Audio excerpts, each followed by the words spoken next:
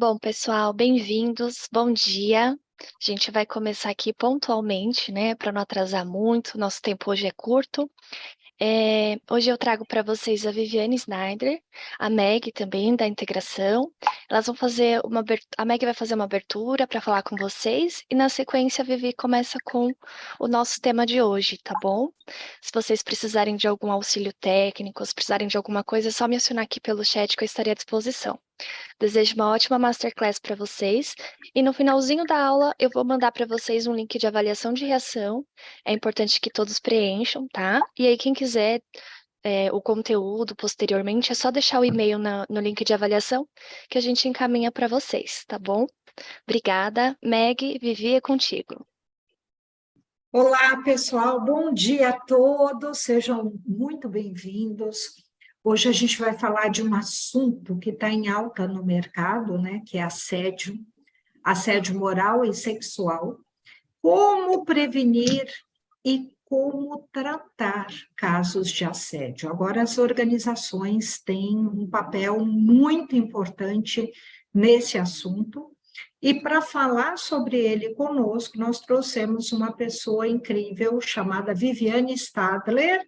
A Viviane é advogada, a Viviane é professora, consultora, nossa consultora, inclusive, conselheira e palestrante, né? E é uma consultora com muita experiência no assunto, que já vem fazendo um trabalho sobre isso no mercado. Acho que é bem interessante, muda a forma de entendimento de assédio e, principalmente, muda o papel das organizações no tratamento disso.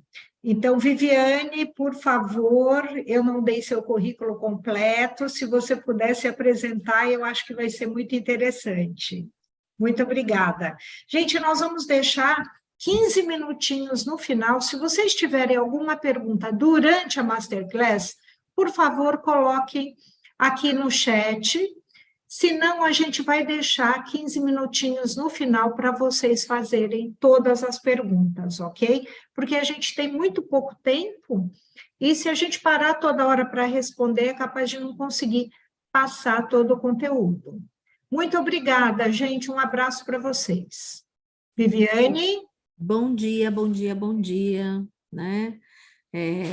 Muito prazer para quem ainda não me conhece. Oi para quem já me conhece, já foi meu aluno, já trabalhou comigo em algum outro lugar por aí.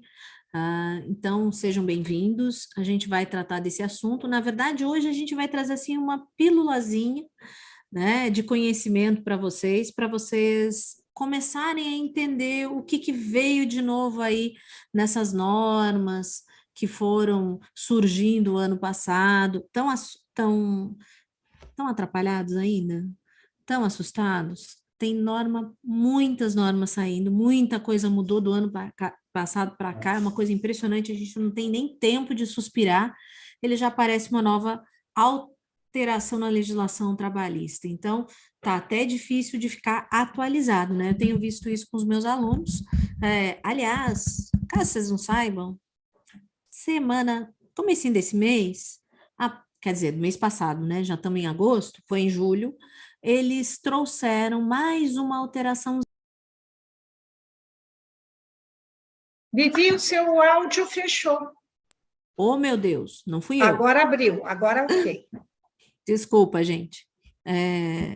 Então, a gente teve aí mais uma atualizaçãozinha de legislação no começo de julho. Então, tá bem complicado. E tá correlacionado com esse tema aqui, tá, gente? Então, vamos lá, vamos ver a nossa pequena pílula hoje, né? Nós vamos falar desse assunto aqui que está trazendo muito pano para manga para as empresas, né? Então, bora comigo, gente. Vamos começar aqui. Bom, a Meg já passou meu currículo para vocês. Tá aqui na apresentação, que depois a gente vai mandar por PDF, que eu acho que vocês vão querer, né? Então, depois vocês podem conhecer um pouquinho mais de mim, tá? Então, vamos lá. Eu vou começar pela parte mais doída, que é a legislação, né? Nós vamos rapidinho olhar para essa legislação nova, que está aparecendo aí no nosso dia a dia e que nós estamos tendo até dificuldade em nos atualizar, tá? Onde que está a legislação, e eu não vou ficar aqui lendo lei para vocês, a gente só vou mostrar onde é que está, depois vocês pegam na apresentação, leem com calma, mas são os motivos pelos quais nós estamos aqui hoje, né? Então, eu vou começar lá de trás, né? Onde surgiram as primeiras. Vocês sabiam que a legislação que trata da discriminação no ambiente de trabalho é velha para chuchu? Ela é de 95. Olha só, tenho certeza que aqui nessa sala nem tinha gente nascida ainda, né? Na época que eles fizeram a primeira legislação no Brasil que tratava da discriminação no ambiente de trabalho. Né? E já naquela época, ela teve uma alteração ali em 2015, mas já naquela época eles já tratavam de não pode ter nenhum tipo de discriminação por motivo de sexo, origem, raça, cor, estado civil, situação familiar, deficiência, reabilitação profissional, idade, e ali estão vendo entre outros na legislação. Por que a gente bota esse entre outros? Porque no critério de classificação que eu uso, que é o da OIT, a gente tem 12 situações que acabam gerando discriminação no ambiente de trabalho. E por que é muito importante a gente falar de discriminação no ambiente de trabalho quando está falando de assédio? Porque a discriminação é uma das coisas que eles utilizam para assediar moralmente os colaboradores, né? E aí tem gente que fala assim para mim, mas se fizer uma vezinha só não tem problema, né? Tem problema sim, não pode fazer nenhuma vezinha, tá? Mas daqui a pouco a gente volta aqui nesse tema para vocês entenderem por que a discriminação, eu diria assim que a discriminação é um dos instrumentos que eles usam para fazer assédio moral, né? Nós vamos voltar aqui nesse tema daqui a pouco. Então, a primeira legislação, fica aqui o registro, é de 95. Depois, nós fomos aumentando. Em 2018, eles fizeram um decreto para estabelecer algumas diretrizes sobre direitos humanos com responsabilidade tanto do poder público quanto das empresas. Inclusive, o Ministério dos Direitos Humanos, da altura, criou esse selo Empresa e Direitos Humanos, né? Então, quem atender essas questões relacionadas aos direitos humanos está ali candidato a receber o selo da Empresa e Direitos Humanos. Acabou aqui? Não, né? O que está dentro desse decreto? A nossa obrigação, nossa responsabilidade de capacitar as pessoas, os nossos colaboradores, sobre essa temática de direitos humanos nas empresas, né? Então, e as empresas tendo a responsabilidade com relação a essas questões, com esses princípios de direitos humanos que a ONU estabeleceu.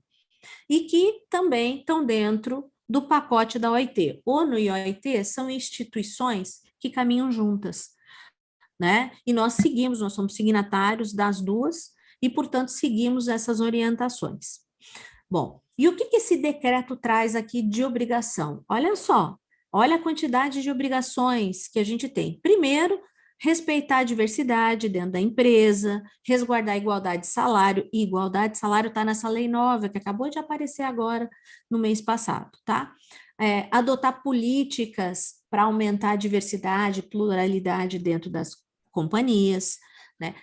Dar acesso ao pessoal mais novo ao trabalho, respeitar as pessoas 60 a mais, promover empregabilidade, respeitar o direito das pessoas com deficiência e garantir a inclusão delas no mercado de trabalho, né? Respeitar os grupos populacionais que são constantemente sujeitos a práticas discriminatórias, o direito da mulher, né? E aqui tem empregabilidade, ascensão hierárquica, né? Dentro do mercado de trabalho, buscar erradicar todas as formas de desigualdade e discriminação, respeitar a identidade de gênero e a livre orientação sexual e efetivar, por fim, todos esses direitos, tanto dos colaboradores quanto das comunidades locais. E aí nós temos uma obrigação não só com os nossos colaboradores, mas com todo mundo que está à nossa volta, né? Então, essa legislação é de 2018, né? Aliás, conta aí para mim no chat quem conhecia essas duas leis. Aí, o motivo pelo qual nós estamos aqui hoje, e que causou um rebuliço ano passado, que é essa lei aqui, ó, a Lei 14.457 de 2022. Essa lei é de setembro do ano passado. Vocês vão entender já já por que setembro do ano passado está sendo uma informação relevante, porque a gente tinha prazo para fazer as adaptações, tá? O que tem dentro dessa lei também, além das questões relacionadas à violência no trabalho e assédio? É uma lei que a gente chama de Emprega Mais Mulheres. Qual era o propósito dessa lei? Aumentar o apoio à parentalidade. Sabe a parentalidade? Né? Ou seja, a gente queria auxiliar as mulheres com relação a todas essas questões que estão relacionadas à maternidade, e um dos jeitos que a legislação achou para trazer, para dar um suporte maior das mulheres, foi ampliar a participação masculina nessas questões. Ou seja, a gente trouxe uma série de direitos para as mulheres, mas também trouxe uma série de benefícios para os homens, né? A ponto de poder compartilhar a licença maternidade com eles, de poder, daquela empresa cidadã, depois vocês têm que pegar essa lei e ler com calma, né? Aqui eu só estou dando aqui uns pontinhos, né? Mas o que interessa desta legislação para dentro da nossa conversa de hoje? A lei colocou temas dentro dela para reduzir o assédio moral e sexual e a violência no ambiente de trabalho e a discriminação. Então, não é uma lei que trata só do assédio moral e sexual, né? Ele traz também as questões da violência no ambiente de trabalho e da discriminação, tá? Também trouxe o apoio ao trabalho das mulheres, né? Mas não é esse o foco nosso hoje aqui, mas ela é bem ampla, tá? Então, e qual é o propósito? Transformar o ambiente de trabalho num local mais seguro. Vocês sabiam que em muitos lugares, quando a gente vai fazer pesquisa de clima, aparece que elas não se sentem seguras no ambiente de trabalho? Eu já peguei situações em empresas, em trabalhos que eu fiz, em que nas entrevistas que a gente fazia com as colaboradoras, uma das coisas que elas nos falavam nas entrevistas, né? Falavam, a gente perguntava, você se sente segura no seu ambiente de trabalho? Elas falavam que não, né? E aí, quando a gente perguntava, você já viu alguma atitude inadequada de alguém com relação a vocês no ambiente de trabalho? Muitas delas falavam, eu já vi, mas comigo não acontece. E aí a gente perguntava, mas por que você diz isso, né? Que com você não acontece? Você sabe qual que era a resposta delas? Porque eu fico no meu canto. Eu não falo com ninguém, eu não dou bom dia, eu não dou oi, eu não sou simpática, eu não sorrio no ambiente de trabalho. Ou seja, eu me dou o respeito. E me dar o respeito delas era justamente ficar retraída, ficar tímida, ficar sem falar com ninguém, não ter possibilidade de conversar com as pessoas, com receio de que se fizessem isso, iam ser mal compreendidas, iam abrir uma porta para o assédio. Pensa, gente, como é que é trabalhar no ambiente deste? Já pensaram? É muito triste, não é? É muito triste e é horrível.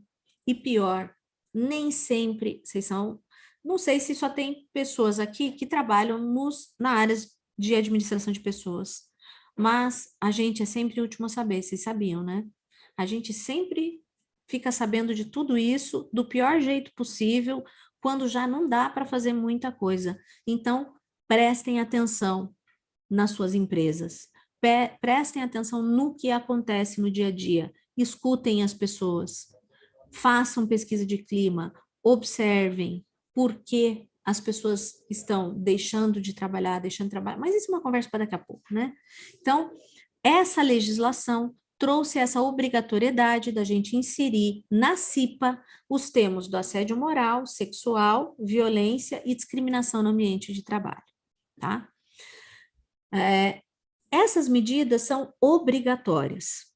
E mais, as empresas tinham 180 dias para se adaptar, vocês sabiam? Lembram que eu falei que setembro de 2020 era uma data importante? Então vamos lá, né? Era 22 de setembro, tinha 180 dias para se adaptar, são 6 meses. Outubro, novembro, dezembro, janeiro, fevereiro, março. Vocês fizeram? Né? Para ajudar vocês, para saber tudo o que vocês tinham que fazer, eu trouxe aqui o artigo, que a gente só vai dar uma olhadinha, mas eu fiz o seguinte, eu fiz uma listinha aqui, ó, de o que vocês deveriam ter feito e trouxe aqui, depois quando vocês pegarem o PDF, que vão enviar para vocês, você pega uma caneta e vai ticando do lado para ver se você tem isso, se você fez ou se você não fez e o que está faltando. O que a gente deveria ter feito? Bom, primeiro, essa obrigatoriedade são para empresas que têm a CIPA, que são obrigadas a fazer a CIPA, tá? Então, o que eu deveria fazer? Inclusão de regras de conduta a respeito de assédio sexual e outras formas de violência no ambiente de trabalho, discriminação, etc. Ok, eu tenho as regras, né? Primeira risquinho ali. Se eu tiver, ótimo, já estou com um pedaço pronto. Segundo pedaço, ampla divulgação do seu conteúdo às empregadas e aos empregados. A gente divulga? Ou esse meu normativo interno, meu código de ética está lá escondidinho, dentro de um lugar, dentro do meu site, onde pouca gente olha? Onde está isso, gente? Tá. Vocês têm conversado com os colaboradores sobre isso? Vocês têm divulgado? Vocês têm trazido? Vocês têm discutido o assunto? Isso é muito importante. Bom, fixação de procedimento para receber, acompanhar as denúncias para apuração dos fatos, né? E aplicação de penalidade, ok? Por quem está fazendo as ações inadequadas, tá?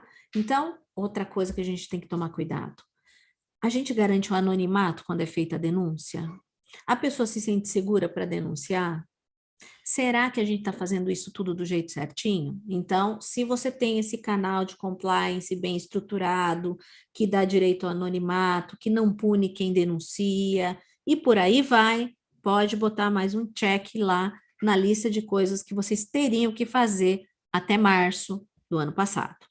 Terceiro pontinho ali, inclusão de temas referentes à prevenção ao combate do assédio sexual, outras formas de violência nas atividades e práticas da CIPA. Já fizeram aquela semana da CIPA esse ano, a CIPAT? E na CIPAT vocês discutiram o tema? E aí? Tem check ali? Realização, no mínimo, a cada 12 meses. Gente, eu vou ter que treinar todo esse pessoal uma vez por ano? Vai. Até porque esse tema muda muito o tempo todo, ele vai se atualizando, né? E aí a gente tem que estar sempre atualizado também. Então, a cada 12 meses, a gente vai ter que fazer ações de capacitação, orientação, sensibilização dos empregados e das empregadas. E olha ali, ó, de todos os níveis da empresa, ou seja, é de PAP, é de porteira a presidente, gente, tem que treinar todo mundo, né? E quais são os temas que estão na lista? Vamos lá: violência, assédio, igualdade, diversidade, e tudo isso tem que ser em formato acessível, né? E que traga efetividade. Então, não pode ser só aquele treinamentozinho pro forma, sabe? Aquela coisa que a gente faz para dizer que fez. Não, eles têm que ser efetivos. Então, se você já fez toda essa listinha aí, parabéns, tua empresa está cumprindo a lei, né? Está cumprindo a nova lei. Se você ainda não fez, vamos correr atrás, porque você já está atrasado. E se não fizer, adivinha, tem multa, como vocês bem sabem, né? Então, essa é a listinha de coisas que a Lei 14.457 trouxe para a gente. É só isso? Não. Na Lei 14.457 tem mais um monte de outras coisas do trabalho da mulher que a gente vai ter que implantar também, tá? E a nova? Por que a lei nova, que saiu agora em julho, está correlacionada com esse tema? Vamos lá, a gente já vai saber. Qual é a lei? 14.601. É agora do comecinho de julho. ela está buscando a igualdade salarial. Mas não é uma igualdade pro forma, sabe? Né? A ideia é que todas as mulheres tenham igualdade salarial e de ocupação de cargos de liderança. Ah, detalhe, eles vão fiscalizar. O governo federal vai colocar uma plataforma para que todas as empresas tragam relatórios semestrais de ocupação de cargos e o valor dos salários. Todas as empresas que tiverem mais de 100 empregados estão obrigadas a enviar o relatório semestral. No relatório semestral, lógico, você não vai colocar os nomes das pessoas, mas você vai lá colocar a ocupação dos cargos, né, de todos os níveis, inclusive os de liderança, e o percentual desses cargos que é ocupado por homens e que é ocupado por mulheres. E aí, vocês acham que a gente vai ter distorção? Como é que está a sua liderança? Quando a gente bate o olho, só tem menino? Ou está meio a meio? Vocês estão mantendo essa divisão, né? Porque quando a gente vai fazer essa pesquisa a fundo, o que que a gente percebe? Por mais que as mulheres tenham seu espaço no mercado de trabalho hoje, elas vão ocupar cargos médios e não cargos de liderança. Sabe qual é o percentual de mulheres que ocupa cargos em conselhos de administração no mundo? 10%. 10% dos cargos em conselhos de administração são ocupados por mulheres. Só. O resto é tudo homem. Elas estão sozinhas. E dificilmente tem mais de uma mulher lá. A Bolsa de Valores também, nos últimos, acho que faz 2 semanas atrás, estabeleceu uma regra para reduzir essa discriminação nos conselhos de administração, né? Eles colocaram que todos os conselhos de administração, pelo menos uma das vagas tem que ser ocupadas por mulheres e outra vaga tem que ser ocupada entre as outras pessoas que normalmente estão ali na lista da discriminação. Então, nós vamos ter 2 vagas obrigatórias, uma espécie de reserva para a ocupação de cargos nos conselhos de administração, por regra da própria CVM. Então, nós estamos tentando corrigir uma distorção que existe, que é a discriminação no mercado de trabalho. É por isso que esta lei tem correlação com todas as outras e com esse assunto que está aqui, porque essa discriminação de gênero faz parte do nosso assunto dentro do assédio, tá? Bom, então, de norma, era isso que eu queria trazer para vocês, rapidinho, né? Só para trazer o alerta aqui, ó. Tem essa, tem essa, tem essa, tem essa. Né? Essas são as principais, obviamente, nós temos outros artigos em outras normas, que a gente também usa para esse tema, né? Mas a gente vai deixar para uma aula um pouco mais longa para a gente conseguir explicar tudo isso. Bom, e as consequências do assédio? O que que a gente percebe que o assédio traz como consequência dentro da empresa, né? Primeira coisa que a gente tem que falar, vocês sabem o que que dá e o que não dá direito à reparação de danos? A gente tem aqui umas que são muito notórias.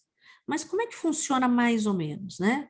Aqui eu tenho uma lista de todas as situações que acabam gerando direito à indenização, né? O assédio sexual está aqui, aí a gente tem o assédio moral, a discriminação, doenças laborais e acidente de trabalho. Por que que eu trago essa listinha aqui, ó? Porque quando a gente bate o olho, a gente sabe obrigatoriamente que tanto o acidente de trabalho quanto as doenças laborais eu tenho obrigação de indenizar, tanto materialmente quanto moralmente.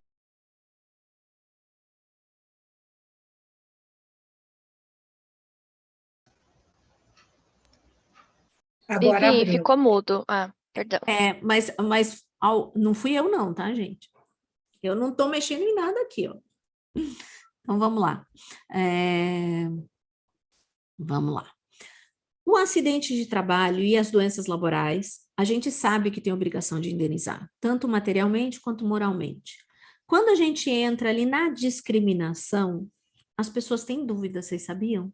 Porque elas acham que se fizer uma vezinha só, não tem problema, não vai me dar problema. E é mentira. E eu já vou contar um caso para vocês dessa situação aí, né?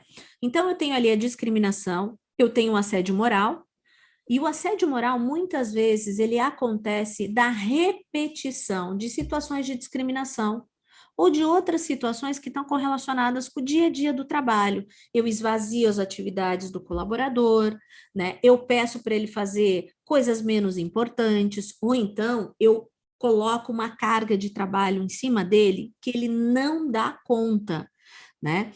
Eu não gosto dele, eu deixo ele isolado, eu deixo de convidar ele para os eventos da empresa, né? E muitas vezes tudo isso ainda vai se misturando com aquelas brincadeirinhas inadequadas, com as brincadeirinhas mal educadas, né? Com colocar apelido, com minar ali a confiança que ele tem no ambiente de trabalho e no trabalho dele. Às vezes, isso está correlacionado com algum aspecto físico dele, né, que a chefia não gosta, que os colaboradores não gostam, e aí passam a utilizar essa discriminação de uma maneira repetitiva, né? O assédio moral obrigatoriamente precisa de repetição, né? Ele precisa ali se prolongar no tempo, ele precisa acontecer num determinado intervalo. Mas a discriminação pode acontecer uma única vez, e eu já vou ter que indenizar por causa de uma única vezinha, tá? Então, eu tenho a discriminação, eu tenho o assédio moral e tenho, obviamente, o assédio sexual, né? Que esse não dá nem em conta, o assédio sexual e mais, cuidado. Tem gente que acha que dá aquela olhadinha para o colaborador, né, meio maliciosa, não é nada, mas já é assédio, gente, né? Tem gente que acha que dá aquela cantadinha de leve, não é assédio, mas já pode ser assédio, sim, né? Tem uma série de atitudes aqui que vão caracterizar o assédio sexual, tá? Bom, essas então são todas as situações que acabam gerando direito a uma indenização. São situações geradoras de danos indenizáveis e que a gente tem que prestar atenção. Outra coisa que eu gosto de trazer para a aula é que essas esferas todas são autônomas e independentes. Tem situações de discriminação que, além de serem discriminação para os efeitos da esfera trabalhista, também serão para a esfera criminal, né? Então, eu vou ter situações que vão se enquadrar tanto nas questões criminais quanto nas questões trabalhistas e também na civil e administrativa, vocês sabiam? Ó, vou contar aqui um caso para vocês para a gente botar ali dentro das bolinhas, tá? Eu tinha numa indústria um colaborador que era o líder da produção do turno da noite e esse colaborador estava assediando os colegas dele de trabalho, né? Então, o que ele fazia? Ele era do turno da noite, ele cuidava lá daquela equipe, né? Estou tentando lembrar ali, daquela área da produção, e ele era o líder daquela área de produção à noite. O que ele fazia com os liderados dele? Ele olhava para os liderados, saía no meio do trabalho dele, ali no meio do expediente, e ia no McDonald's buscar lanche. Quando voltava, olhava para os colaboradores e falava: eu posso porque eu sou o chefe, vocês têm que ficar aí trabalhando. Ele não obedecia as normas de segurança no trabalho, né? Ele descumpria as regras de segurança no trabalho, ele humilhava as pessoas, porque, segundo ele, quem trabalhasse ali abaixo dele era subalterno, era uma função menor, tinha menos importância dentro da companhia, entre outras coisas que ele fazia, né? Bom, quando a equipe dele ficou farta das atitudes dele, a equipe dele veio trazer a situação. E eles todos eles, vieram em bloco, Meu né, para Deus. fazer essa denúncia. Oi, gente? Alguém abriu o microfone para fazer alguma pergunta? Vocês estão me ouvindo? Estamos sim, Vivi. Acho que foi só um... Foi só um sem Alguém... querer mesmo, né? Isso. Alguém apertou ali sem querer alguma coisa. Tudo bem, né? Então, esse moço, gente, ele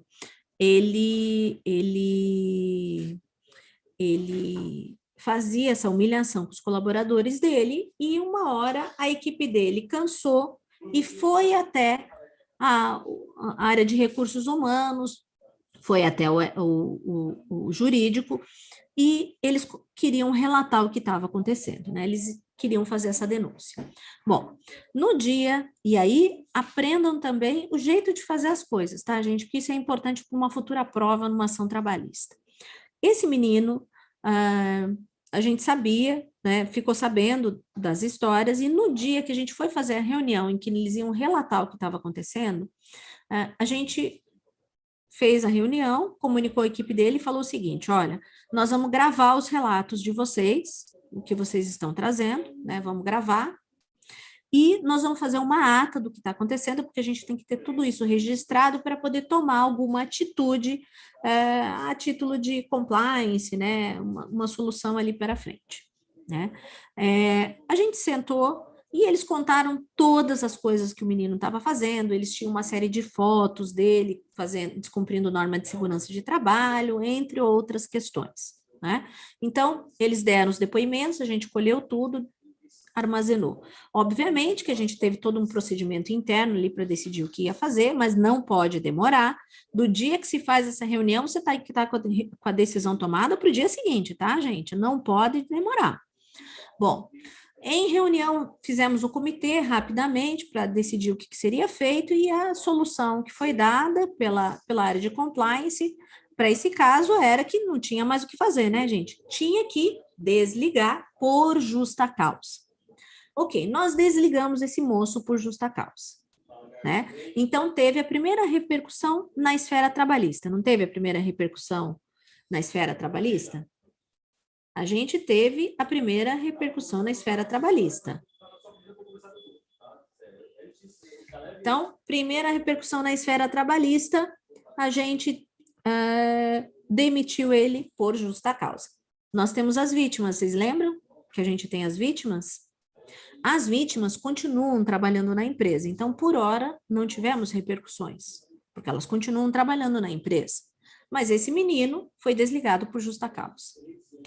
Esse menino, uns meses depois, entrou com uma ação para questionar a justa causa dele na Justiça do Trabalho, né? Querendo a reversão. E a gente descobriu na ação trabalhista que um outro fato tinha acontecido na empresa e a gente não sabia. Num sábado que eles foram trabalhar fazendo horas extras, a equipe desse menino, que era o líder, foi trabalhar, e uma outra equipe de um outro líder, que era do diurno, também foi trabalhar nesse mesmo sábado. Então, a gente juntou todas as equipes. Nesse dia, na saída do trabalho, os dois líderes se estranharam. Eles brigaram no estacionamento da fábrica. E o líder do dia fez uma injúria racial contra o líder da noite, que era esse menino que estava assediando os colegas de trabalho, né? Com esta situação, um menino que foi vítima da discriminação, da injúria racial, foi até a delegacia e fez uma queixa contra o colega de trabalho, que era o outro líder do dia. Então, nessa mesma ação trabalhista, ele tinha pedido a reversão da justa causa, que estava baseada no assédio que ele tinha feito contra os colegas de trabalho, e pediu uma indenização por danos morais por causa desse único dia que houve a injúria racial feita pelo líder do dia contra ele. Sabe qual foi o resultado da sentença? A gente não teve a justa causa revertida, porque estava comprovado o assédio que ele estava fazendo nos outros colaboradores, mas a gente foi condenada a pagar 11 mil reais de indenização por danos morais por causa da injúria racial que o outro líder do dia fez no líder da noite. Então, vamos entender tudo aqui dentro dessas bolinhas? Todas essas situações são autônomas e independentes. Uma situação não vai interferir na outra, uma bolinha não interfere na outra, a menos que, na esfera criminal, a gente tenha sido absolvido com provas da situação de injúria racial. Se ficar absolvido por falta de provas, a gente ainda assim pode ter repercussão nas outras esferas. Porque o fato de ter sido absolvido por falta de provas não quer dizer que a situação não aconteceu. Quer dizer que a gente não encontrou provas para provar que aquilo aconteceu. Então, se a gente tiver repercussão nas outras esferas, tá tudo bem. A gente pode ter essa repercussão, ok? Então, vamos lá. Vamos entender todas as bolinhas, porque eu acho que agora eu dei um nó na cabeça de vocês, né? Na esfera trabalhista, quais foram as repercussões? Ele assediou os colegas, foi demitido por justa causa. Os colegas assediados ainda podem entrar com uma ação trabalhista pedindo indenização porque foram vítimas. Também ali, ele foi vítima, né? Porque ele foi ofendido por um ato de injúria racial. Ele foi discriminado, tá? Por esse ato, que também aconteceu na esfera trabalhista, porque foi no ambiente de trabalho, ele foi até a esfera criminal e denunciou o líder do dia por ter feito injúria racial e ele responde lá o processo criminal. Quando teve a nossa condenação, o processo criminal ainda não tinha tido solução, tá? Então, a gente foi condenado na esfera trabalhista, mas não tinha solução da criminal ainda. Tá certo que o líder do dia fez? Óbvio que não. E o que a gente tem a ver com isso, empresa? Nada. Um ofendeu o outro ali, né? Ele ofendeu o colega da noite. Ele fez uma injúria no colega da noite. Vocês sabiam que na esfera civil eu posso cobrar os 11 mil reais do líder do dia que eu tive que pagar para o líder da noite por causa da injúria racial? Sabiam? Essa é a outra consequência dessa esfera, das esferas todas ali, que são autônomas e independentes. Normalmente as empresas não cobram, mas elas podem, por causa de um artigo do Código Civil, tá lá no 927, 932 do Código Civil, tá? Que a gente sempre vai pagar a conta, a empresa sempre vai pagar a conta. Não importa se ela é culpada ou não é culpada, independente de culpa, a empresa tem que pagar essa conta da injúria racial. Ela vai pagar. É uma situação que aconteceu no ambiente de trabalho, nas dependências da empresa, e a empresa é obrigada a pagar por esta conta. Ela vai pagar. Mas é justo?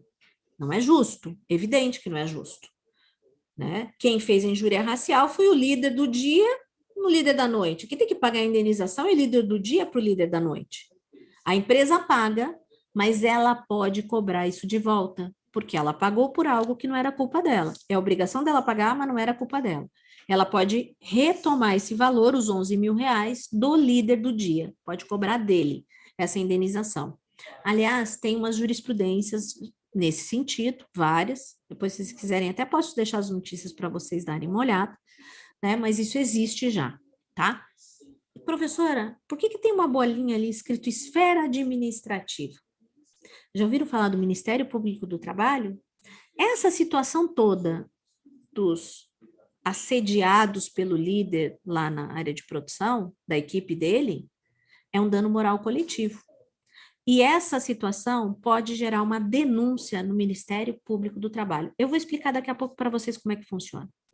E ali seria uma repercussão de esfera administrativa, porque abriu um outro processo, uma fiscalização, que pode gerar outras consequências que eu já vou explicar para vocês. Então, todas essas bolinhas podem acontecer ao mesmo tempo, ou a gente pode usar algumas, mas não usar todas.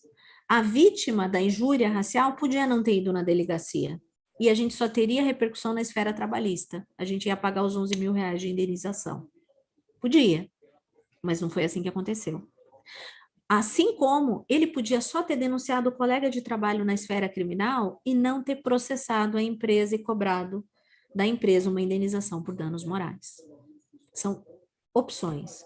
O fato de a gente usar uma não implica obrigatoriamente que a gente tenha que usar todas. Entenderam? Se não entenderam, deixa sua dúvida aí que no final eu explico, tá? Bom, e quais as consequências para o agressor? Eu já dei até alguns palpites aqui, algumas pistas, né, enquanto eu estava explicando. Primeira coisa, o agressor, gente, tem que ser punido, né? A gente pode aplicar punição disciplinar dependendo da gravidade do que o agressor fez. A advertência escrita eu acho muito leve para esses casos todos que envolvem o assédio moral, o assédio sexual e as situações de discriminação. só se tenha sido assim uma brincadeirinha muito boba, muito inocente, muito, eu não sabia que isso era uma ofensa e que eu não deveria ter feito, né? E aí tem que estudar muito bem a conduta das pessoas na hora de fazer a avaliação, né? Para aí aplicar uma advertência escrita. Mas eu sou super reticente com relação a ela, tá? Aí a gente tem a suspensão do colaborador, vai ficar em casa sem trabalho e sem salário, e temos também a demissão por justa causa, que aí sim é uma penalização efetiva. Para casos de assédio sexual, gente, eu vou direto na demissão por justa causa, me desculpa, mas é verdade, vou direto nela, tá? Bom, então essas são as consequências para o agressor. Ele precisa sim ser punido, e vocês já vão entender por que que a gente tem que ter a punição do agressor. É a forma como a Justiça do Trabalho vai enxergar isso lá do outro lado na hora de calcular as indenizações para a vítima. Se a gente não tiver feito nada, a gente se omitiu. E a omissão hoje é paga também. Se a vítima acionar a empresa na justiça, o agressor pode ter que ressarcir a empresa. São aqueles artigos do Código Civil que eu mencionei para vocês. Mas vamos lá. Quantos casos vocês ouviram que a empresa fez isso? Que ela foi lá e cobrou de volta o que pagou para a vítima? São raríssimos, né? Eu tenho ali algumas notícias, posso mandar para vocês, mas são situações raras. Até porque, vocês sabiam que tem empresa que não sabe que pode cobrar de volta? Vocês sabiam disso? Bom, mas o agressor tem que sim ressarcir a empresa. Gente, é bem importante contar para o seu gestor isso, viu? E para os colaboradores em geral, porque eles acham que eles podem fazer acontecer da empresa e isso nunca vai ter consequência, além de uma possível demissão por justa causa. Mas sim, tem mais consequências. Bom, tem situações para o agressor, de novo, que além de serem assédio moral e sexual, também são crimes. Dentro do assédio sexual, tem o crime de assédio sexual. E se não for crime de assédio sexual, podem ser outros crimes. Pode ser divulgação de imagem íntima, pode ser importunação sexual e até o pior de todos eles, que é o estupro. Então, nós temos aqui uma série de outras modalidades criminais que estão aqui dentro e que acabam caminhando junto com as situações de assédio moral e sexual. No assédio moral, qual é um crime que comumente está acompanhando o assédio moral? A discriminação. Detalhe, o crime de racismo ele é bem mais amplo do que todo mundo pensa, né? A gente não tem só a discriminação racial, a gente tem a discriminação com base na etnia, com base na migração, ou seja, quando colaboradores, pessoas vêm de outros estados ou outros países para o Brasil e são discriminados aqui, isso também é crime, né? Viajam de um lugar para o outro, são migrantes, vêm trabalhar aqui, e a gente ofende essas pessoas com a intenção de ter a discriminação, isso é crime também. Então, a gente tem a discriminação baseada na raça, na etnia, na nacionalidade, nos critérios de imigração, né, nos trabalhadores migrantes, que a gente chama, por orientação sexual e por identidade de gênero hoje em dia. Por questões religiosas.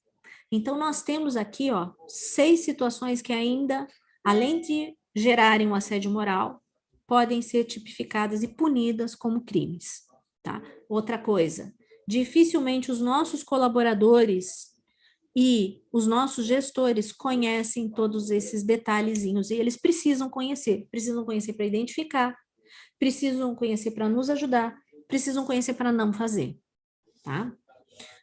Bom, então, consequências para o agressor e para a vítima. Quando a pessoa é vítima de qualquer uma dessas situações, ela provavelmente pode ter um adoecimento tanto físico quanto mental, né? Isso vai estragando a vida da pessoa de um jeito e ela é sujeita, ela fica sujeita. Imagina, ou eu dou de comer para os meus filhos, ou eu aguento aquele meu chefe mal educado. O que as pessoas optam? Optam por dar comida para os filhos.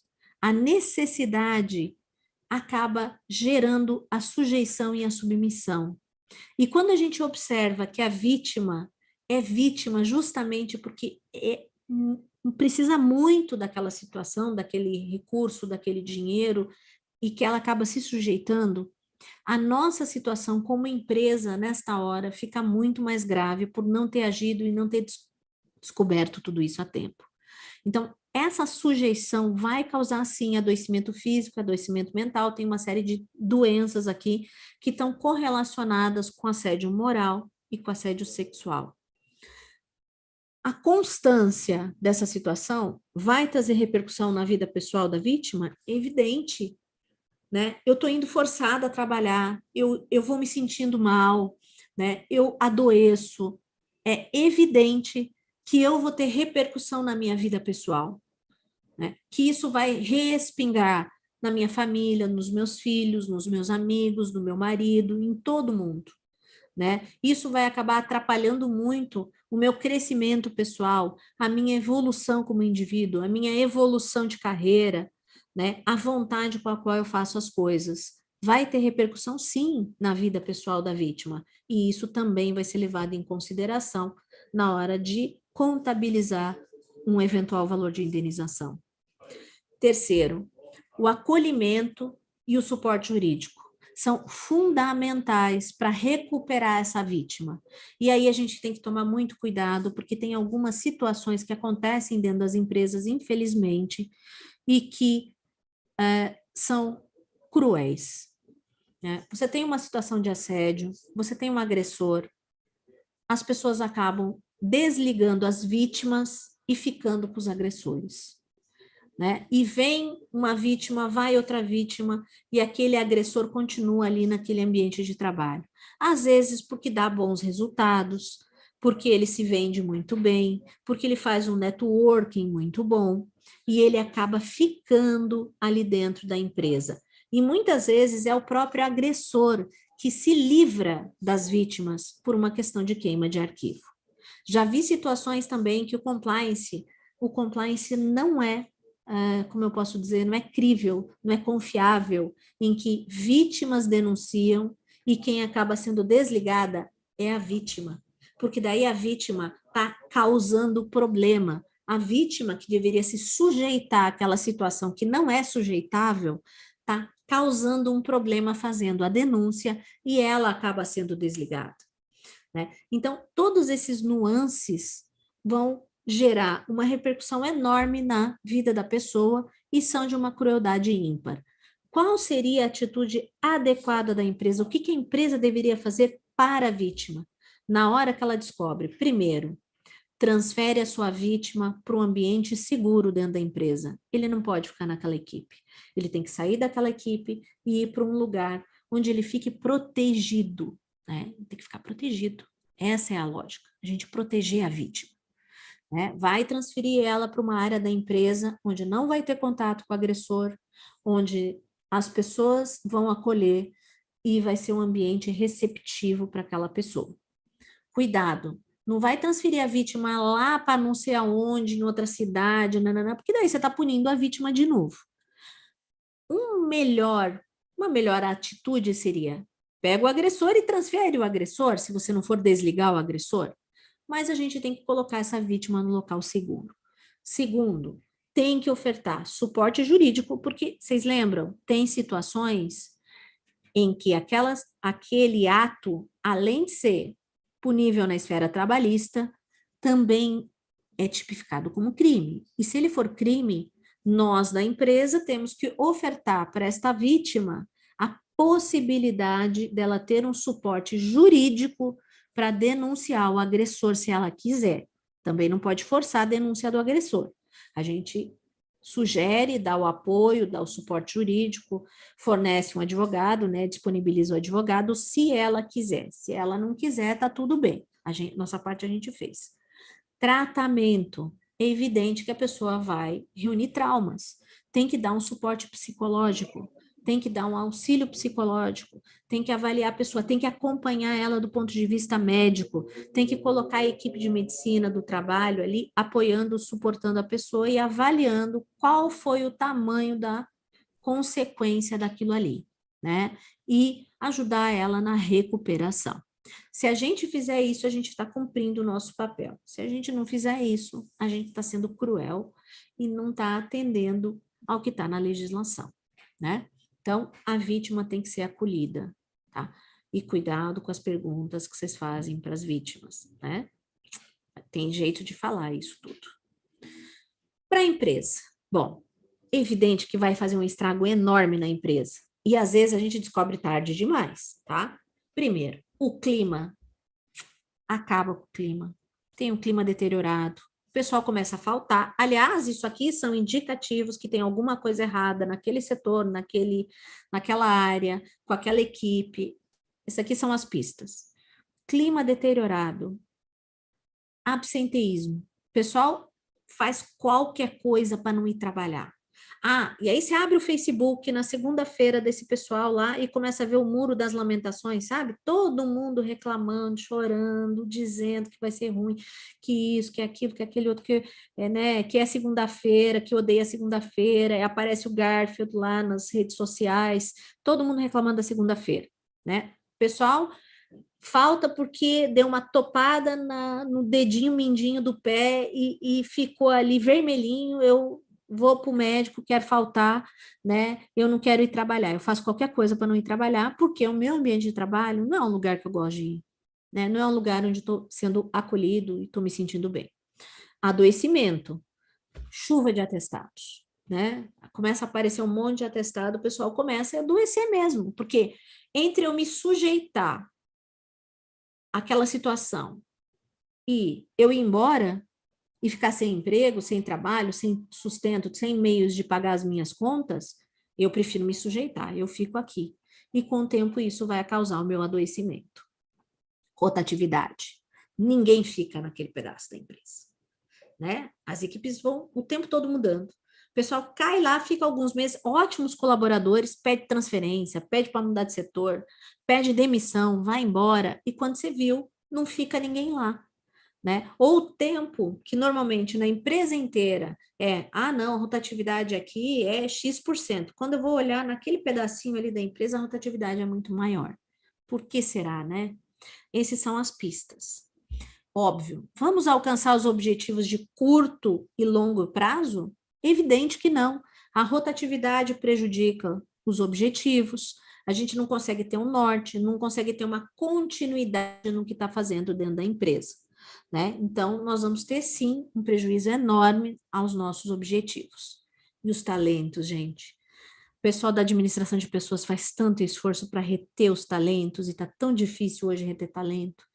Né? Com uma situação dessa dentro da empresa, vocês acham que vocês vão reter quem? Ninguém. Vai todo mundo embora. Eles vão migrar para empresas em que isso não aconteça, em que o clima seja bom, em que seja gostoso trabalhar, em que eles tenham prazer em fazer o trabalho deles, né? E, óbvio, a gente vai perder aquelas certificações que não são tão preciosas, né?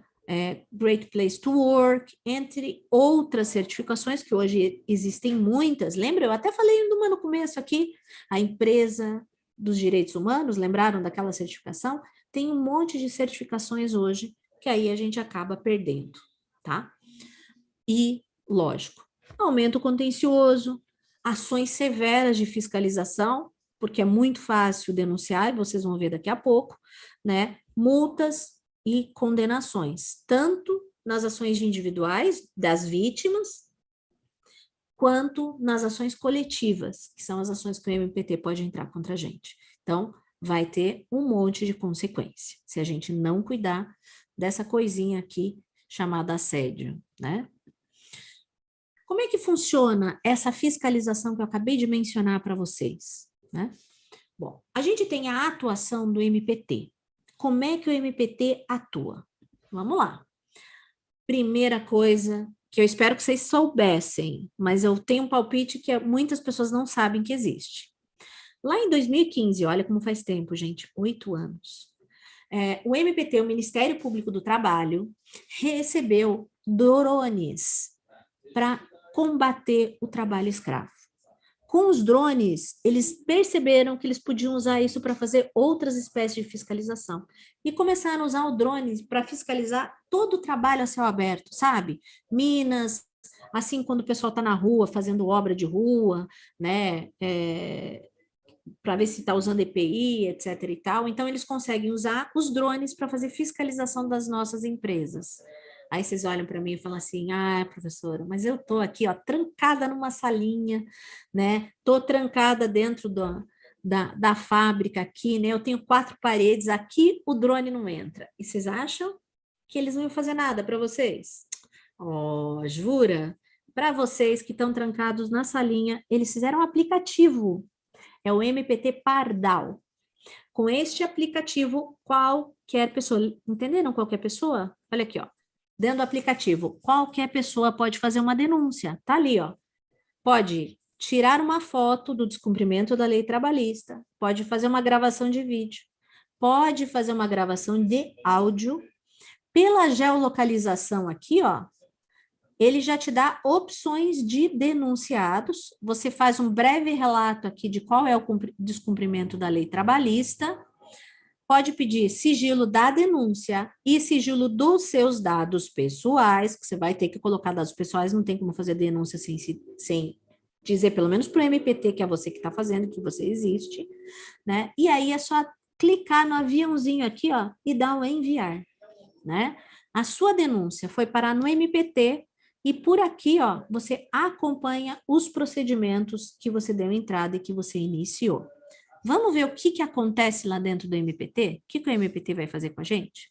Né? Bom, essa denunciazinha vai iniciar um inquérito civil público. Lembram da bolinha administrativa? Estamos aqui nela agora, tá? Esse inquérito civil público vai startar um processo de investigação contra a nossa empresa, né? Então, ele tem a denúncia e o procurador do trabalho vai começar a investigação. Nessa investigação, ele vai pedir documentos, vai pedir cartão de ponto, documento de entrega de EPI, vai pedir tudo que ele puder para sua empresa. Ah, detalhe, nem seu advogado, nem seu RH podem se recusar a apresentar a documentação, porque senão você vai estar obstruindo a investigação, né? Além disso, ele vai ouvir testemunha. Sabe o que ele pede? Ele pede para a gente apresentar uma lista de funcionários atuais e funcionários desligados. Ele vai sortear ali no meio dos atuais e desligados um pessoal para que ele faça a oitiva como testemunha. Ou seja, ele vai escolher lá na sua empresa um monte de gente para vir dar o depoimento. E você não sabe quem vai ser. Ah, detalhe, você não fica comunicado de quem serão. Ele vai escolher as pessoas ali, aleatoriamente, né? A gente acompanha, sabe quais serão os nomes, né, que ele vai chamar, mas a gente não pode acompanhar o depoimento, né? Na verdade, o advogado, se quiser arranjar uma confusão com o procurador do trabalho, pode pedir para acompanhar os depoimentos, mas não é comum, a gente não é intimado da data, a hora, etc., de quando isso vai acontecer, tá? Enfim, ele vai ouvir testemunhas. Se ficar comprovado que aquelas pessoas estavam sendo assediadas mesmo, né? Lembra dos meninos da equipe do líder? Lembraram deles? Então, imagina, se eles tivessem startado esse modelo de investigação, era esse passo a passo que ia acontecer, né? E quando eles chegassem lá na comprovação ou não, no final da investigação, ia aparecer o que o líder estava fazendo, não ia? Pois é. Se lá embaixo tivesse a comprovação daquela denúncia no MPT, o procurador do trabalho vai chamar o advogado da empresa e vai dar dois caminhos para ele. Ele vai chegar para a gente e vai falar assim: e aí, doutor, como é que nós vamos consertar isso? Você quer fazer um acordo comigo? Você faz um acordo comigo, a gente faz um monte de ações aqui para consertar isso, e eu não entro com ação civil pública contra você. Ou seja, ou é isso ou é ação civil pública, ele já tem as provas. Ele já levantou tudo que aconteceu lá dentro. Lógico que para fazer o acordo eu vou ter que pagar uma multa. Vocês acham que ia sair de graça? Ano passado, o Santander, gente, pagou 275 milhões de reais numa ação dessa. Mas ele foi condenado, tá? Se fosse para fazer o TAC, a gente aí conseguia fazer um acordo por um valor menor, né? Vai sair barato? Não vai, né? Nenhum TAC vai sair barato. Você vai ter que depositar ali, vamos colocar aí uns 10 milhões para conseguir fazer o acordo? Vamos botar 10 milhões? Vamos botar 10 milhões, então, para a gente fazer o acordo. Botei lá 10 milhões de acordo, né, no TAC.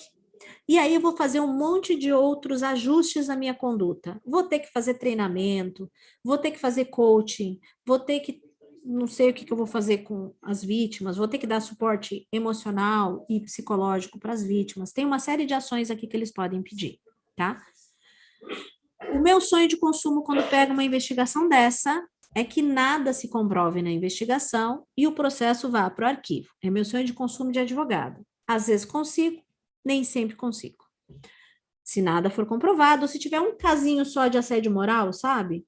Aí, com treinamento e recomendação, a gente consegue consertar, ele não vai cobrar essa multa da empresa, mas a empresa tem que provar por A mais B que tem, assim, todo um programa para evitar o assédio lá dentro. E que cumpre, sabe, aquele prazo de março do ano desse ano, que talvez você não tenha cumprido? Então, tem que cumprir tudo aquilo ali à risca. Bom, se eu tenho a comprovação do que aconteceu e eu não faço TAC, a gente vai para a ação civil pública. O juiz do trabalho vai ajuizar, quer dizer, o procurador do trabalho vai ajuizar uma ação que um juiz do trabalho vai julgar. E aí o juiz do trabalho que vai dizer quanto eu vou pagar numa condenação por danos morais coletivos. Além dessas ações, a gente tem as individuais, né? De cada um dos colaboradores que foi vítima entrando com a ação para pedir uma indenização. Porque esse valor que a gente paga eventualmente num TAC ou numa ação civil pública são danos morais coletivos. Esse dinheiro vai para o FAT, para o Fundo de Amparo ao Trabalhador, vai para o governo federal. Depois você ainda terá que indenizar as vítimas, ok? Bom, então é assim que funciona o MPT. Vamos ver o que acontece na Justiça do Trabalho e vamos rapidinho, porque o nosso tempo já está correndo rápido, né? Eu quero dar aqui um tempinho para vocês poderem fazer perguntas e eu tô vendo que no chat tem 46 mensagens, eu ainda não li, mas imagino que tenha muitas perguntas lá, tá? Atuação da Justiça do Trabalho. Como é que o juiz do trabalho vai nos julgar nessas questões do assédio? Vocês sabiam que tem um artigo para fazer a conta? Tem um artigo, é o 223A e seguintes da CLT, né? Nesses artigos nós temos as regras para calcular as indenizações por danos extrapatrimoniais, tá? E aí, o que são esses danos extrapatrimoniais? Eles vão juntar os danos morais e os danos existenciais. Professora, os morais até tem uma ideia. O que são esses existenciais? Danos existenciais. Se vocês trabalham demais, fazendo um monte de hora extra todo dia, vocês conseguem fazer uma faculdade? Conseguem ir para academia? Passear com os filhos no shopping? Ir para a igreja? Visitar os seus pais? Viajar de férias? Ou seja, vocês conseguem existir? Esses são os danos existenciais, né? Você se dedica tanto à empresa que acaba prejudicando a sua vida pessoal, né? Ou seja, você deixa de existir, tá? Isto aqui também rende indenização por danos morais. Ah, e aqui o dano existencial pode surgir de um assédio moral, né? Mas isso é uma conversa para outro dia, porque ela é mais longa, tá? Bom, e como é que a gente paga esses danos extrapatrimoniais? A gente vai responder na proporção da ofensa, né? Na proporção da nossa ação, ou olha o que está sublinhado aí na sua tela, omissão. Porque as pessoas se omitem, não se omitem? Pois é, sabe que ele fazia de conta que não vi? Não, eu sei que o cara é assediador, mas eles têm ótimos resultados, então vou fazer de conta aqui que eu não estou vendo que ele está assediando todo mundo. Omissão. Vou pagar também por ela. Então, por favor, não tapem o sol com a peneira. Viram um assediador lá, vamos lá, gente, é a lógica. Pune o agressor e protege a vítima. Então, protege a vítima, pune o agressor. Ok? Essa aqui é uma tabelinha que eu fiz com o artigo da legislação, porque é com isso que o juiz do trabalho vai decidir o quanto a gente é culpado naquela situação. Dá uma olhada ali na lista, né? Natureza do bem tutelado, intensidade do sofrimento e humilhação, possibilidade da vítima de superar aquilo física e psicologicamente, os reflexos pessoais e sociais da minha ação ou da minha omissão, a extensão, quanto tempo durou aquela ofensa, as condições em que a ofensa aconteceu, né, e a reincidência da empresa. Do outro lado, vocês estão vendo que aqui do lado de cá a flechinha para aumentar? Para aumentar. Do outro lado, vamos olhar a flechinha. Qual é o meu grau de dolo ou culpa? Eu agi junto ou eu fiz de conta que não vi, né? Pode mudar um pouquinho o valor da indenização. Ocorrência de uma retratação espontânea, né? Se a gente tentou consertar a situação, né? Se a gente deu apoio à vítima, forneceu apoio jurídico e todas aquelas questões, se a gente puniu o agressor, se a gente desligou o agressor por justa causa, se a gente deu uma punição disciplinar para o agressor, tá? Esforço efetivo para minimizar a ofensa, perdão tácito ou expresso, né? Aconteceu a coisa errada, a pessoa pediu desculpa, a outra pessoa aceitou as desculpas, né? Isso diminui o valor da indenização. Situação social e econômica das partes envolvidas. Lembram daquela sujeição que a pessoa pode ter? Né? Eu aceito passar por tudo isso, porque senão eu não tenho comida na mesa. Isso aqui faz diferença. E o grau de publicidade da ofensa, né? Todo mundo ficou sabendo daquela situação dentro da empresa. Com esta tabelinha, o juiz do trabalho vai colocar aqui dentro, ó. A ofensa foi leve, média, grave ou gravíssima. A leve são 3 vezes o maior salário da vítima e a gravíssima, 50 vezes o maior salário da vítima. Ah, detalhe, cereja do bolo. Faz umas 2 ou 3 semanas o STF disse que esta tabela é meramente orientativa, ou seja, o juiz do trabalho não tem isso como limite, como teto, é uma orientação. Se ele achar que aquela situação merece mais do que 50 vezes o maior salário do ofendido, ele pode dar, tá? Então, cuidado. Isso aqui é um norte, mas não é um teto, tá? E muita gente acha que é o teto, não é. E mesmo assim, qualquer situação, gente, de assédio moral, assédio sexual, principalmente, vai cair lá no gravíssima. Olha lá, 50 vezes o maior salário da vítima.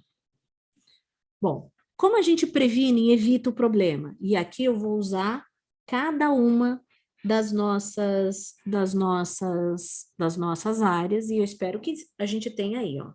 Colaboradores. O que cabe aos colaboradores? Primeiro, participar das ações de educação obrigatoriamente. Vocês viram que é obrigatório, né? Temos que ter certificado, temos que provar que treinamos todo mundo, tá? Então, tem que ter ali o comprovante, certificado, etc., para colocar na documentação dos colaboradores. Colaborar com a CIPA, evidentemente, seguir as regras, né, de uma cultura de respeito e identidade, que eu já vou falar sobre ela, para a gente terminar nosso assunto, reportar situações inadequadas, tanto que ele vivenciou, quanto que ele observou. Defender os colegas ofendidos, tá? É papel dos colaboradores. Se você lidera os times, vamos instruir os liderados, vamos ficar atento às condutas, vamos ajudar nos programas do RH, óbvio, gente. Vocês acham que o gestor não tem que fazer nada? Quem que está todo dia ali com a equipe? É ele. Quem está vendo as brincadeirinhas que não pode acontecer? É ele.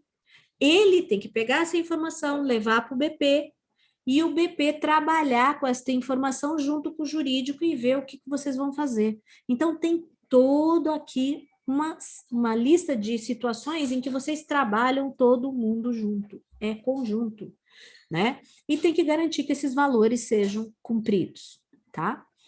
Área de pessoas, lógico, a área de pessoas vai promover o desenvolvimento, cuidar para que as ações da CIPA sejam efetivas, fazer as ações de educação, né? Dar suporte às vítimas, e auxiliar a alta gestão e chamar a atenção para esse assunto, para esse problema, para esse ponto aqui, né? A gente tem que implantar na empresa uma cultura de respeito à identidade, tá? Alta gestão, óbvio, não adianta nada todo mundo embaixo estar fazendo o projeto, mas a autogestão não. A maioria dos projetos que eu tenho, participo e dão certo, começaram lá de cima, né? Conselho, presidente, decidiu que ia fazer e fez, tá? Porque faz falta, né? Esse patrocínio da alta direção é necessário para esse assunto aqui, né? Deixar o recado claro que não é admissível situações de assédio dentro da empresa, né? Definir, implementar conjunto de métrica, fazer um comitê, replicar boas práticas, né? E fazer com que o tema faça parte da cultura organizacional, tá? Então, esse é o papel de cada um aqui, de acordo com a área da sua empresa. Para a gente terminar, uma última reflexão antes das perguntinhas, né? E aqui é uma provocação para todo mundo, tá? Vocês perceberam como o mundo se transformou nos últimos 40 anos? Perceberam, né? Não é mais o mesmo. Pensa lá o jeito como você assistia filme. 1980, você tinha o cinema e a TV. Ali em 85 apareceu o videocassete, mais ou menos, né, gente? Um pouquinho para lá, um pouquinho para cá, tá? E aí você teve que aprender a lidar com o videocassete, rebobinar a fita, devolver para a locadora, né? Mudou o seu jeito de ver o filme. Aí veio o DVD. Cara, me livrei de rebobinar a fita, né? Mas o ritual era o mesmo. Apareceu o Blu-ray. Esse eu nem comprei, gente. Porque eu falei assim, não vai durar nada, né? Esse negócio aí. Dito e feito. 2 anos depois, aparece o Netflix. Agora a gente leva mais tempo escolhendo o filme do que assistindo o filme. Tá? É que antigamente a gente ia na locadora. Então, entre as opções disponíveis e não disponíveis, a gente se adequava. No Netflix está tudo disponível o tempo todo, né? A fita não está alocada por outra pessoa. Mas vocês perceberam como mudou o nosso jeito de assistir os filmes? Mudou. E você aprendeu, e desaprendeu, e reaprendeu. Todos esses jeitos. Essa frase não é minha, tá, gente? É do Toffler, né? E ele fala que o analfabeto do século XXI é justamente essa pessoa que não tiver essa flexibilidade cognitiva de aprender, desaprender e reaprender, que foi o que a gente fez assistindo o filme. Vocês acham que a sociedade ia ficar quietinha diante de um monte de mudanças que a gente viu? E eu só citei uma. Não, não ia, né? E aí, você já aprendeu a viver? E você aceitou essas mudanças que a sociedade fez? Aceitou? E aí? Né? Como é que os seres humanos têm aceitado essas mudanças? A gente tem tentado desaprender e reaprender ou a gente está resistindo a todas essas mudanças, né?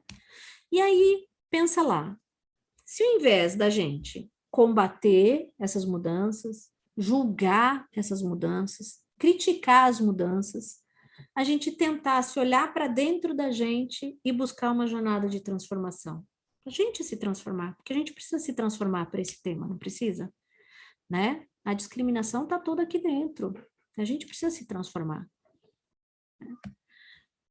Você não ia ter orgulho de viver num mundo em que todas as pessoas são respeitadas? Não ia ser orgulhoso? Pensa lá, você. Orgulho master, né? E é justamente isso que eu defendo.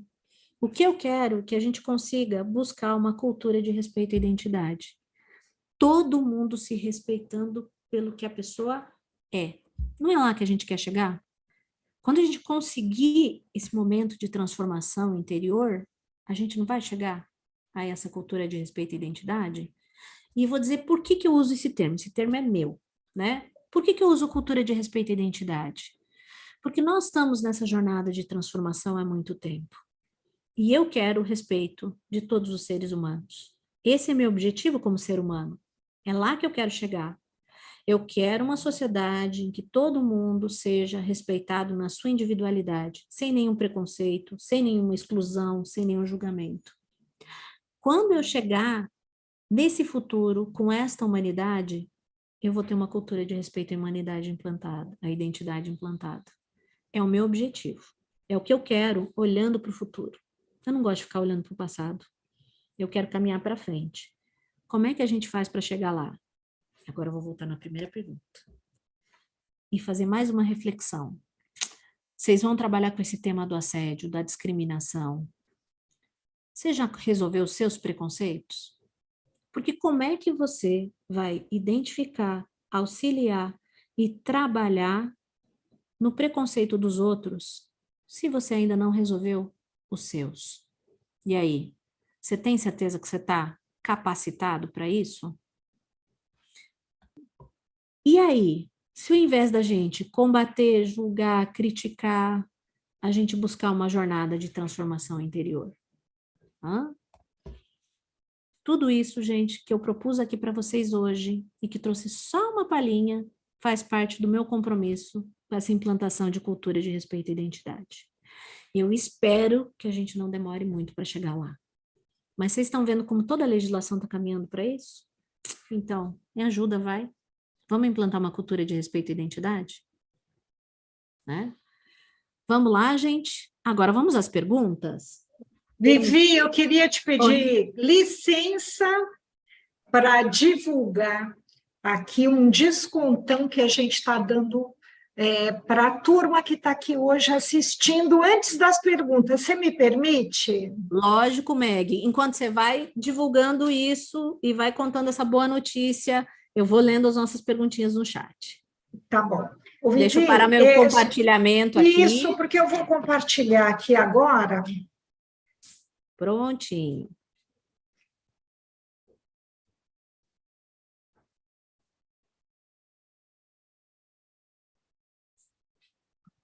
Olá, pessoal, eu de novo aqui. Primeiramente, eu quero agradecer a Viviane por ter conseguido trazer tanta informação em somente 1h30. Vivi, muito obrigada. Foi sensacional, eu gostei muito. E para vocês que estão nos assistindo, nós temos 2 programas relacionados ao tema, um feito especialmente para o RH, como o RH pode implantar ações relacionadas ao tema em suas empresas, e um outro feito para as lideranças. E nós queríamos dar para todos vocês 25% de desconto, é só acionar o QR Code, aqui vocês já têm direito a 25%. E uma outra coisa que eu queria trazer de informação para vocês pessoal, nós podemos trabalhar na sua organização com treinamentos em company para as lideranças e podemos também fazer isso para os RHs. Então, se vocês precisarem, contem conosco. Copiem aqui o QR Code para ter acesso a 25%, ter direito a 25% nesses 2 cursos que estão em andamento, estão aqui no nosso site. Vivi, muito obrigada pelo tempinho que você me deu agora e muito obrigada pela sua palestra também. Vamos às perguntas. Para facilitar, Vivi, eu deixei anotado por aqui as perguntas. Eu posso ir lendo e você vai respondendo?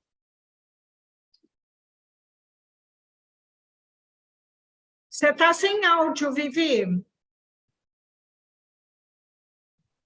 Pronto, gente. Apertei, mas não apertei. Vamos fazer assim, Vivi? Eu vou lendo e você vai Vamos. respondendo? Por favor, é bem mais fácil, né? Ah, e eu vi algumas aqui já no chat que eu acho que eu vou precisar de ajuda de quem fez. Mas aí a gente vai ajustando aqui. Legal. Bom, eu deixei anotado o nome também, então eu vou avisando aqui quem mandou a pergunta e a gente já vai tentando responder. Tá bom. A Andressa, ela colocou assim: sobre trabalho remoto, quais cuidados em relação ao assédio moral e sexual? Bom, no trabalho remoto, a gente fica, eu acho que menos exposto e um pouco mais tranquilo, mas ele vai acontecer também. O que eu tenho visto que está acontecendo no trabalho remoto? As chefias estavam acostumadas a ver o pessoal trabalhando, não estavam? Olhar assim, né? Sabia que o povo estava sentado na frente do computador, estava todo mundo acostumado com aquele controle visual. Quando a gente migrou para o online, deu um nó na cabecinha de todo mundo, que estava acostumado com esse controle visual.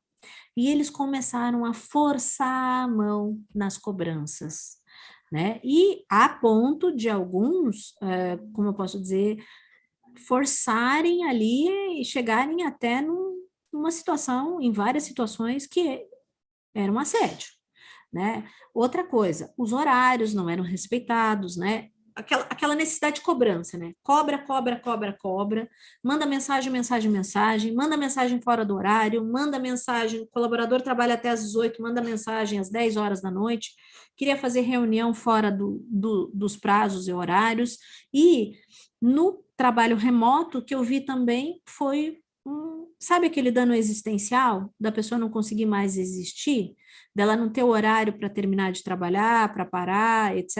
Então, vi isso também acontecendo com relação às questões de trabalho remoto. Mensagens inadequadas, né? E pior, quem faz esse assédio acaba fazendo por escrito, né? O isolamento acaba acontecendo também, então o chefe promove várias ações ali para integrar os colaboradores que estão no trabalho remoto, mas um fica de lado, um não é convidado, um não é querido, né? Um não é benquisto.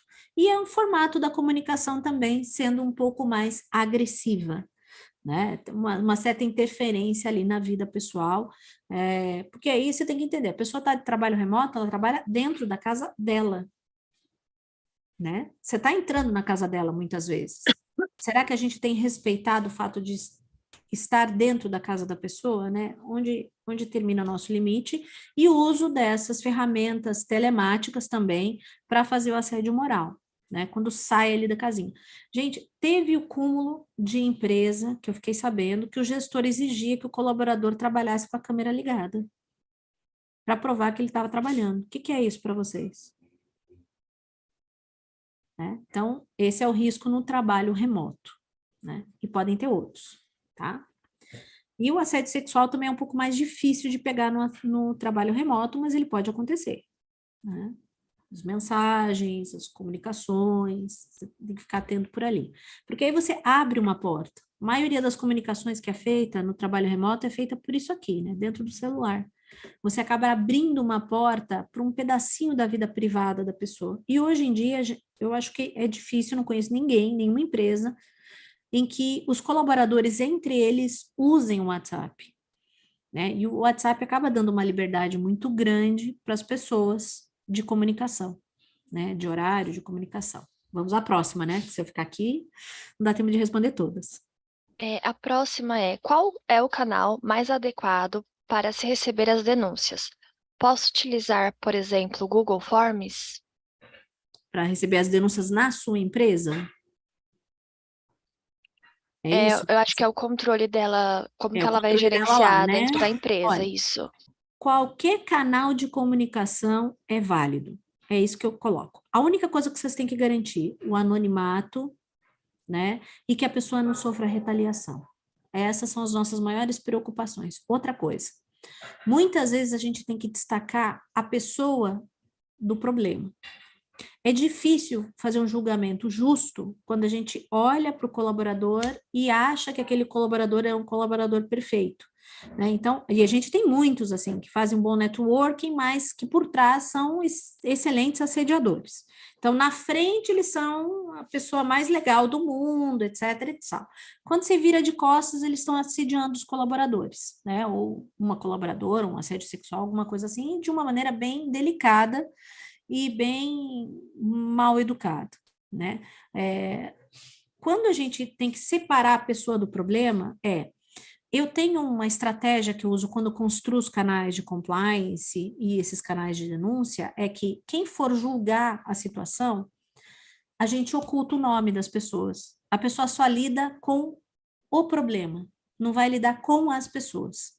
E aí traz uma decisão um pouco mais justa sobre o que se deve fazer com aquela pessoa, e a decisão normalmente fica mais uniforme também, não fica 2 pesos e 2 medidas, sabe? Qual mais? A Ana Paula colocou assim: como o assédio deve ser reportado na empresa e como a empresa deve tratá-lo? Bom, como a gente reporta? Eu sempre falo o seguinte para os meus alunos, tá? A gente tem que ser um canal onde eles tenham mais confiança Porque se eu não for o canal de maior confiança deles, eles vão para outro lugar. E se eles forem para outro lugar, eles podem ir para o sindicato, eles podem ir para o MPT, eles podem ir direto para a justiça. Quando eles não se sentem acolhidos e seguros na empresa, eles vão para esses outros lugares. A sua empresa tem que ter um canal de confiança. Então, tem que ter uma estruturação de um canal de confiança, né? Acho que era isso, né? Vivi, tem mais algumas aqui. A Sabrina deixou, se a empresa pedir o ressarcimento, isso não pode gerar um passivo trabalhista? Não. Ué, na ação trabalhista vai estar escrito que aquele agressor fez assédio moral contra aquela vítima. Tá lá a prova que foi ele. A empresa paga por força de lei, por causa do artigo 927 e seguintes, que vão até o 932 do Código Civil, lê lá no Código Civil. Eu brinco que esse artigo transforma a empresa na irmã mais velha, sabe? Sempre tem culpa, não importa o que aconteça, sempre vai pagar a conta, é o que acontece com a empresa, né? A empresa vai pagar pelos atos dos seus prepostos, colaboradores, etc., que acontecerem em decorrência do trabalho ou no curso do trabalho, no horário do trabalho ou em decorrência do trabalho, tá? E ela vai pagar independente de culpa. Mas não é ela a agressora, você concorda comigo? Não é a empresa agressora do assédio. Quem é agressor é aquela pessoa física que, infelizmente, trabalha para a empresa. E por quem eu vou pagar a conta? E eu, empresa, estou pagando uma conta que é dele nesta hora. Por isso, quando você pede o ressarcimento, é uma ação regressiva, onde você já foi provado que ele fez o ato. Eu paguei porque eu tenho obrigação legal. Mas eu vou cobrar dele, porque é ele que é o culpado, não sou eu. Não sou eu, empresa. É aquela pessoa. Então, você não vai gerar mais passivo, pelo contrário. Você vai estar cobrando de quem deveria originalmente ter pago. Ele é o errado, não somos nós, né? Vamos lá. Os normativos devem conter também a lista exemplificativa do que é ou não assédio, ou somente do que é? Não, eu não faço listas. Pode ter exemplificativa, mas pode ser taxativa. Eu não gosto de fazer algo muito fechado. Por quê? Porque pode ser usado contra a gente, tá? E aí alguém colocar, ó, isso aqui não estava lá na lista do que era assédio, né?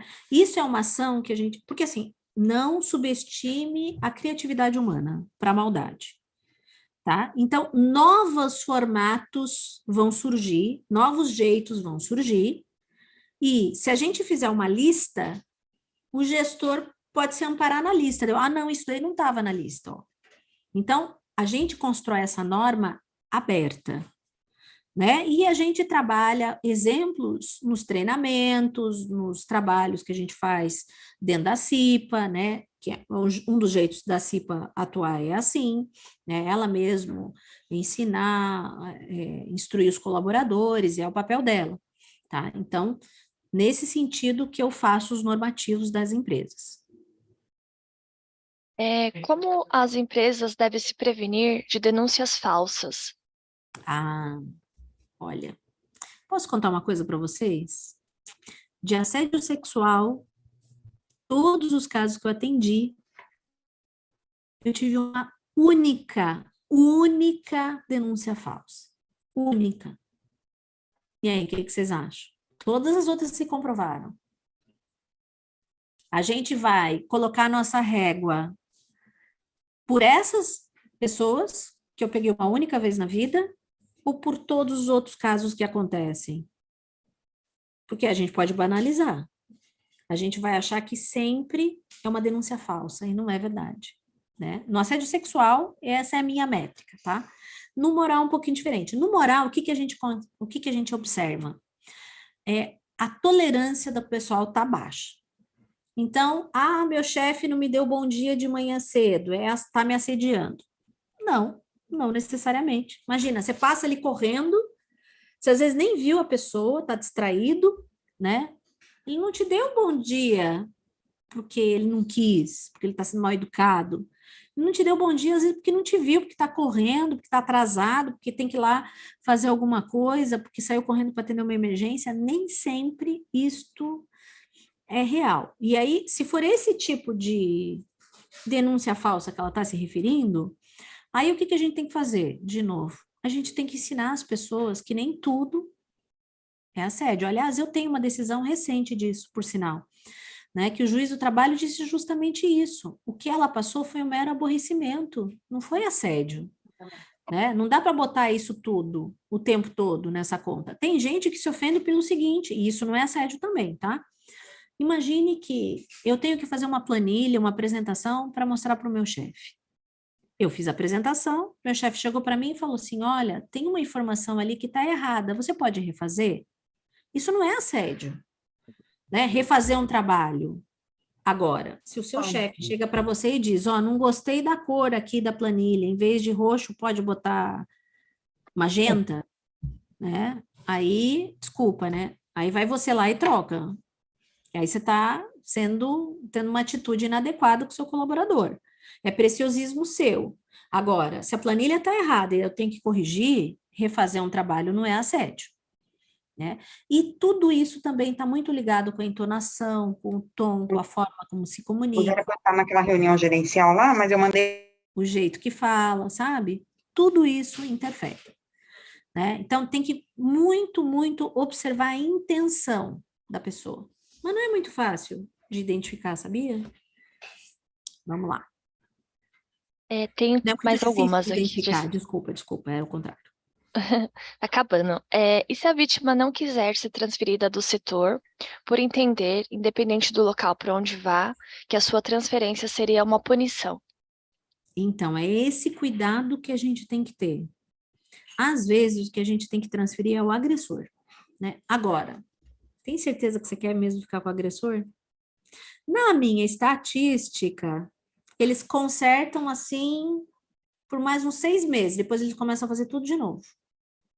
Se a gente não fizer um trabalho de coaching muito forte, muito dedicado com a pessoa, e a pessoa não tiver o espírito e a vontade de se transformar, daqui a 6 meses, tá lá ela fazendo de novo, tá? Então, fico alerta.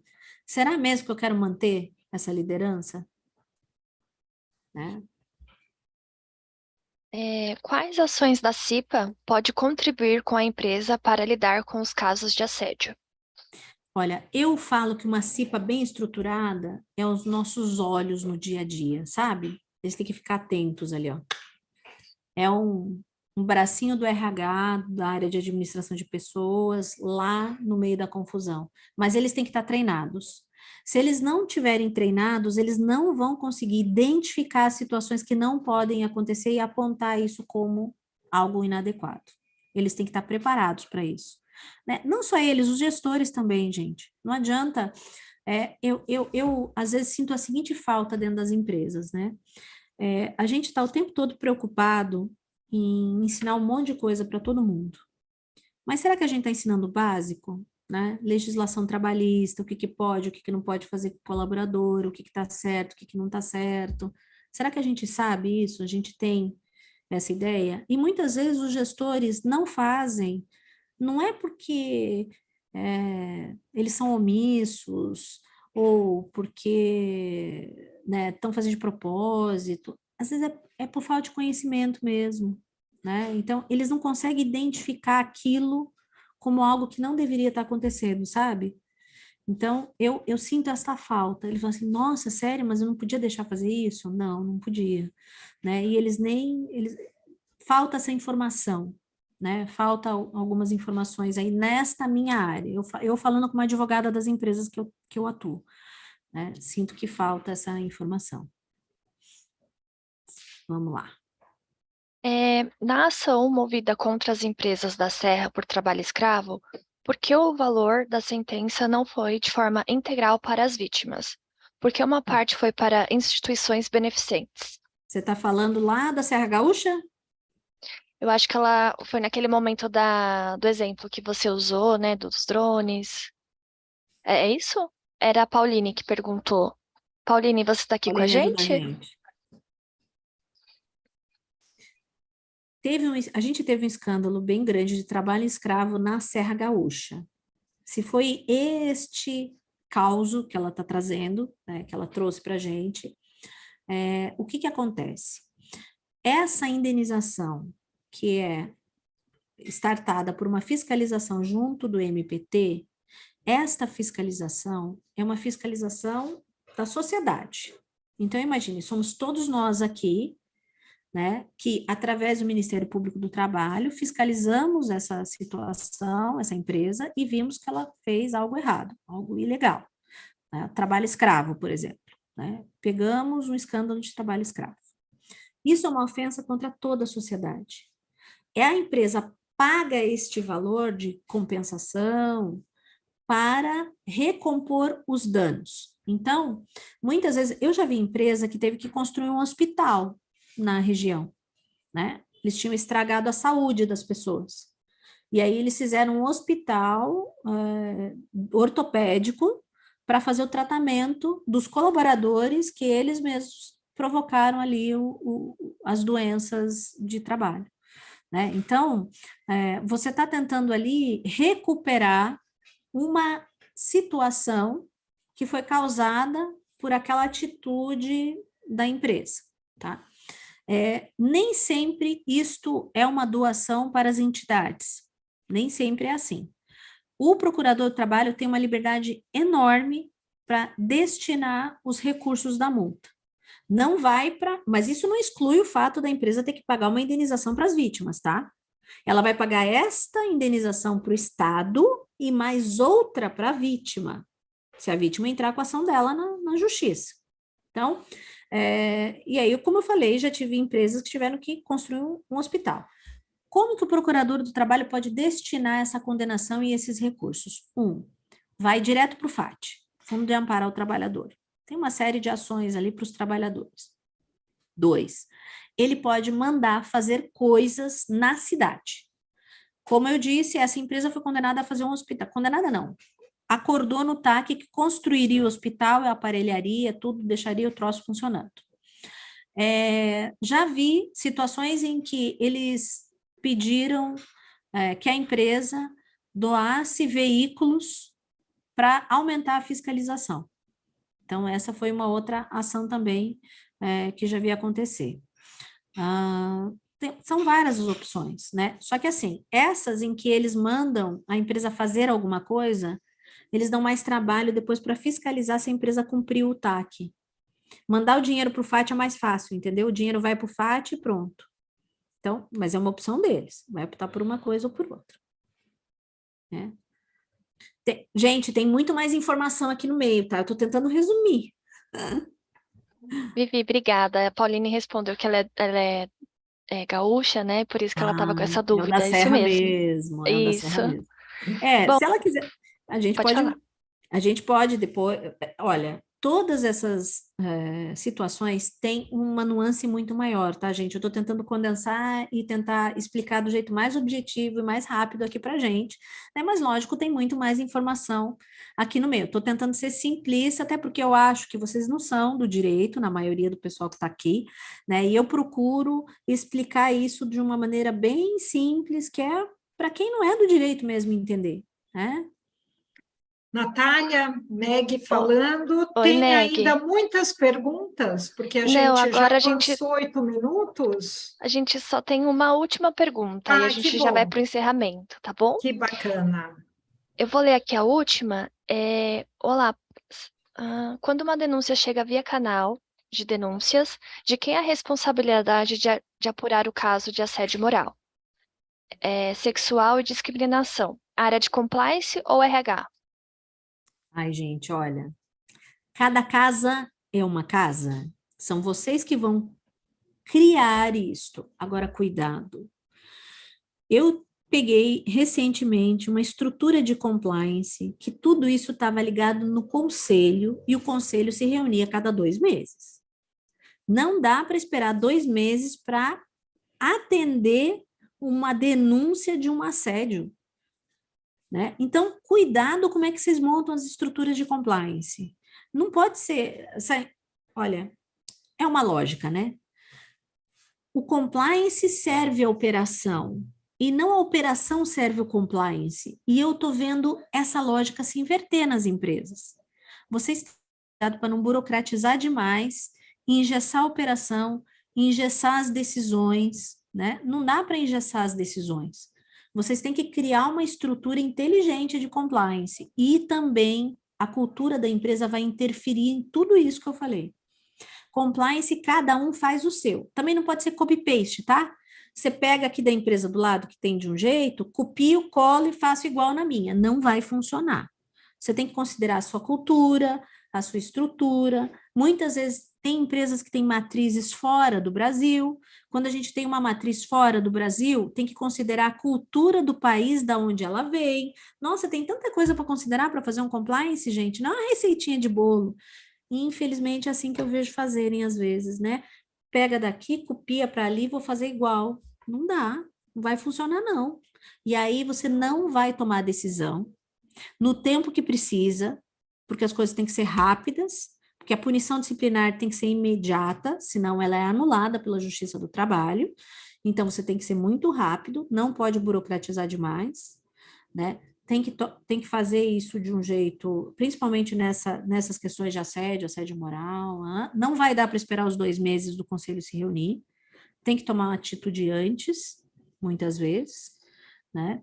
Aí você não vai ser efetivo, você vai criar aquela sensação de impunidade e a sua estrutura de compliance vai perder a credibilidade. Então, cuidado. Bom, pessoal, as perguntas encerraram, tá? Eu queria agradecer a participação e presença de todos. E eu queria aproveitar esse momento para tirar uma foto, quem puder ligar a câmera, né, para a gente registrar o dia de hoje, tá bom? Vivi, muito obrigada, foi uma masterclass incrível. Meg, você quer falar alguma coisa para Eu finalizar? gostaria de agradecer a presença de tantas pessoas. Olha só, nós passamos 10 minutos e estamos com 97. Somente 30 pessoas saíram. Vivi, parabéns, muito obrigada, muito esclarecedor e um assunto de muito interesse. Eu acho que para todos nós que trabalhamos e para todos nós que trabalhamos em RH ou que somos líderes. Obrigada mesmo, um grande abraço para vocês, gente. Muito obrigada. E deixem a câmera aberta para a gente tirar aquela foto legal. Pessoal, queria agradecer a presença de todo mundo também. Espero ter respondido todas as dúvidas. Não lembro que a gente está com tempo curtinho, como eu falei, isso aqui tem muitas nuances no meio, né? E espero vocês, quem sabe, em outras aulas minhas. Obrigada, Vivi. Obrigada, Imagina. pessoal. Ótimo dia para vocês. E quem está perguntando do conteúdo, a gente vai mandar depois por e-mail, tá bom? Obrigada. Muito obrigada a todos.